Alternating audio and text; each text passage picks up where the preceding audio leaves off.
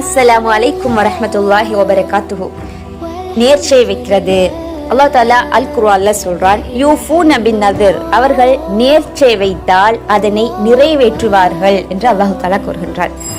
சகோதரிகளே, நாங்க நேர்ச்சை வைக்கிறோம். இஸ்லாத்துல நேர்ச்சை வைக்கிறதுன்றது அங்கீகரிக்கப்பட்ட ஒரு விடயமாக காணப்படுகின்றது.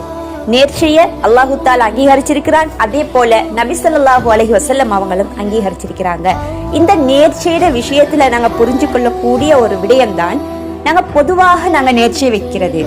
என்னிடத்துல நிறைய செல்வங்கள் இருக்குது, அல்ஹம்துலில்லாஹ், எனக்கு அல்லாஹு தஆலா நிறைய செல்வங்களை தந்திருக்கிறான், நான் அதிகமான செல்வங்களுக்கு உரித்துடையவனாக இருக்கிறேன் அப்படின்ற பட்சத்துல நாங்க என்ன செய்யறோம்? ஒரு நேர்ச்சியோட வைக்கிறோம். நான் அல்லாஹுக்காக நான் இப்படி செலவழிப்பேன், அல்லாஹுக்காக நான் ஒரு ஆடொண்டு அறுத்து கொடுப்பேன், அல்லாஹுக்காக நான் ஹஜ்ஜு செய்வேன், அல்லாஹுக்காக நான் உம்ரா செய்வேன் அப்படின்னு நாங்க பொதுவாக நேர்ச்சை வைக்கிறது. இத ஒரு சிறந்த ஒரு செயலாக இந்த நேர்ச்சி காணப்படுகின்றது. அதுவே நாங்க இன்னொரு விஷயத்துல நாங்க கவனம் செலுத்த வேண்டியிருக்குது.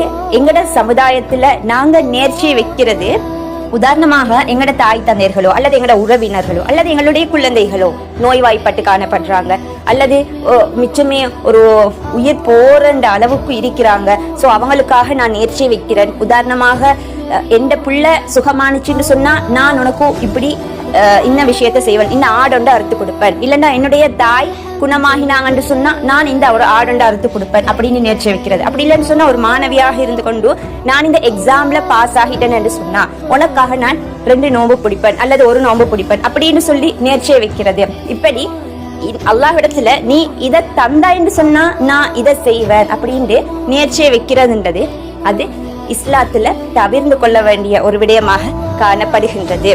ஏன்னு சொன்னா இது ஹராம் அல்ல, அதாவது இஸ்லாம் இத ஹராம் அப்படின்னு சொல்லல.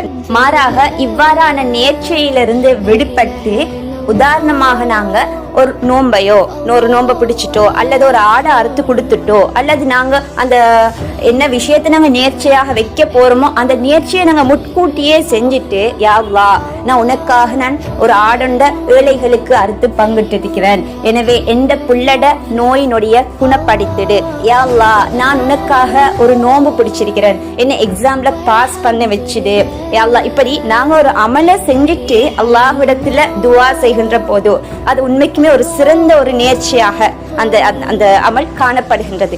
மாறாக நாங்க அல்லாஹ்விடத்துல நீ இதை செஞ்சா என்று சொன்னா நான் இப்படி உனக்காக இதை செய்வேன் அப்படின்னு சொல்றது நாங்க தவிர்ந்து கொள்ள வேண்டிய ஒரு விடயமாக இருக்குது. ஆனா இது ஹராம் அப்படின்னு சொல்லி மார்க்கம் சொல்லல. இதைத்தான் நபி ஸல்லல்லாஹு அலைஹி வஸல்லம் அவங்க சொல்லியிருக்கிறாங்க, இன்ன நذر لا يقدم شيئا